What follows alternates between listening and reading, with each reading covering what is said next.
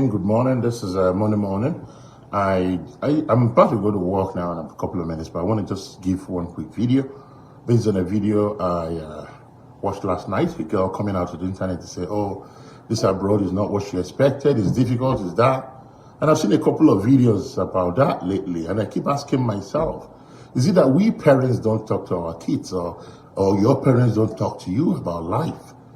Life is not easy. I guarantee you, there is no successful man or woman today that did not pay their dues. Everybody paid their dues. All those people you see, I don't know whether they say it, but I know, and I'll tell you, all of them. Don Jazzy, you know when you hustled in London, in the days, an OG like me can say that. Tiwa Savage, the same thing, Sainsbury, London.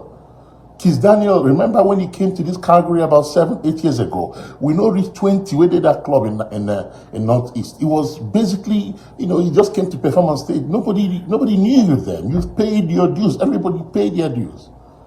So people should get off the internet and stop misbehaving, crazy. 2001, I left Nigeria as the first son of my father, who was a chief at the time. He didn't want me to leave. He didn't give me a dime. A dime he didn't give me. And I was doing well. I was in Omaha, I was single, I was in the late 20s. I had a bungalow, a generator, and a V-boot at the time.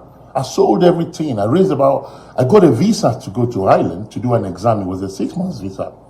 I sold up everything. Met my father. My father said, "You think abroad is easy? Go now." It was my mom that went to ACB that time and collected all her savings. It was around £200. Gave me, I got about £1,000 something from the one I sold everything.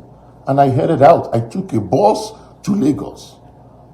I had my visa. And believe me, when I was on that bus, I said to myself, okay, this abroad I'm going to, I must succeed no matter what it takes. I was there. 9/11 came. 9/11 came, it was the first obstacle.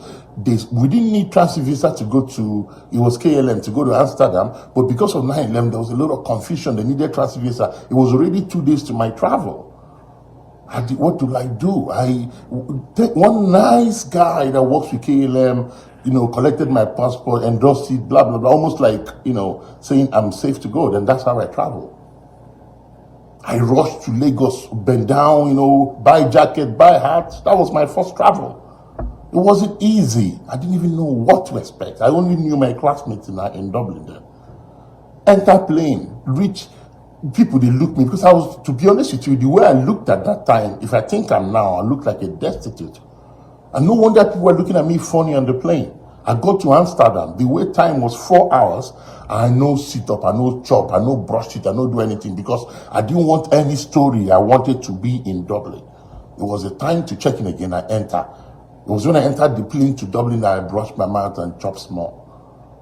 You have to be resolute when you're coming abroad. Listen, forget what Daddy Freeze is my friend. I love him and he knows that. But sometimes, some of the comments is a bit misleading. Oh, this abroad is not what we think it is. This Canada is not what.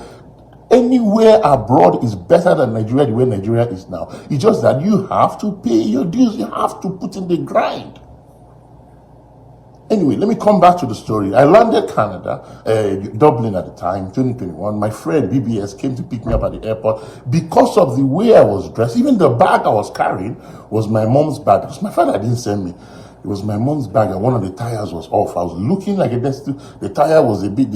The guy gave me a sign to meet him outside because nobody could receive me at the airport. I was looking off. I don't care. I entered bus with that. We headed. Another classmate of ours, Hero Stanford House. That was my first night. Lovely community that time in Nigeria. Hero will always cook rice because so many of us were trooping in. Hero will cook rice. Big, massive rice with stew he made. Nice guy. I will never forget him. Stanford House. Ask anybody. Hero will, all of us ate rice. I slept on the floor on the first day. On the floor. Hero is right now, Hero is a psychiatrist in BC, Canada. He connected his friend. Okay, now he's a maxillofacial surgeon in London or Liverpool somewhere. Okay, now came and picked me up the next morning. Because I still had about 1,200 or so, or 300, I paid for small accommodation.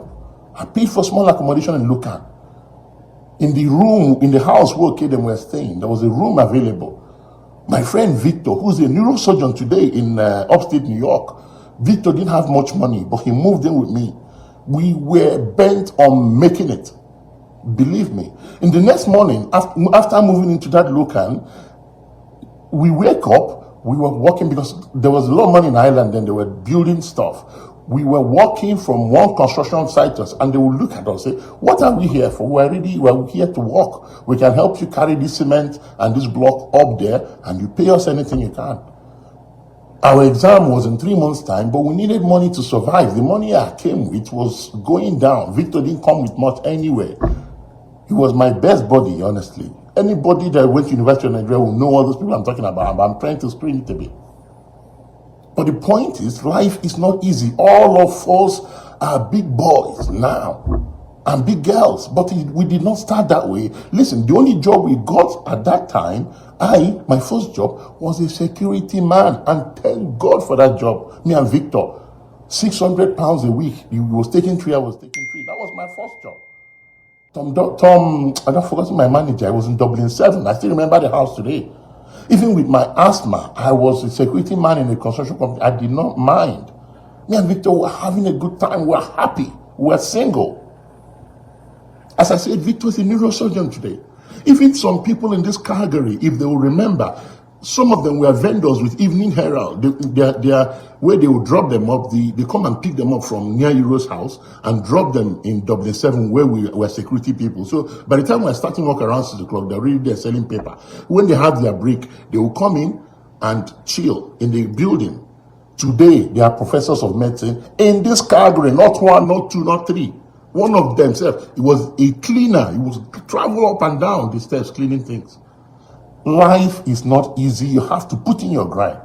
Get off your phone and start telling me that abroad is not good. Don't even say that again. This is the best place for you. God has done it for you. Go and put in the grind. It is what it is. After a while of getting a security job, I got another one in the daytime, Tracom. You wake up in the morning, tidy yourself up, chop small, then go. Then the Nigerians were trooping in. We got what we call Nigerian embassy that time. One big house. They were like up to 50 there. We were paying little money. You will sleep in turns, depending on the shifts you're doing. This is what we went through. I don't know what's wrong with people these days. Do you know that I recently posted my profile on Instagram. You see all the certificates. Believe me, my father only paid for the first line. Bachelor of Medicine and Surgery, University of Nigeria. After that, I paid for the rest. The money I used to pay for that master, for the diploma in tropical medicine in RCSI in Ireland, was from the security job. The money I used for diploma in musculoskeletal, it was from the security job. Abroad is different. I remember my mom called me one time and said, I heard you're working in a post office. I said, Mom, believe me, I am not lucky enough to work in a post office in Ireland. A friend of mine now, Tex, Tex is a psychiatrist in Saskatoon. Tex was the highest paying guy because he was an HCA, which we call HCA is like a carer. And BBS too was an HCA. It's the highest job you can do. People, I'm saying this because I don't think I've even sat down to say this to my kids. They follow me, they will listen to this too, and they will learn.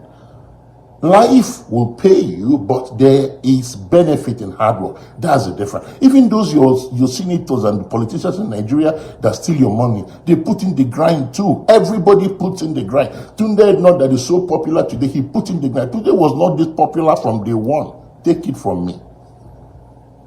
For you kids, I think the thing is, somebody needs to say that to you. My favorite shop when I was in Ireland was Aldi and Lidl. My first car, I only bought it 2017. After working as a doctor for 15 years. It's not easy. You have to understand life. Things have changed lately in Canada. Some of the Shell executives that were in Nigeria, big boys, they're doing Uber, but they're comfortable doing it. They're doing Uber Eats. I love that. If things change, you change with it. I always tell my kids, I will never forgive you if you don't work hard. It doesn't matter the result.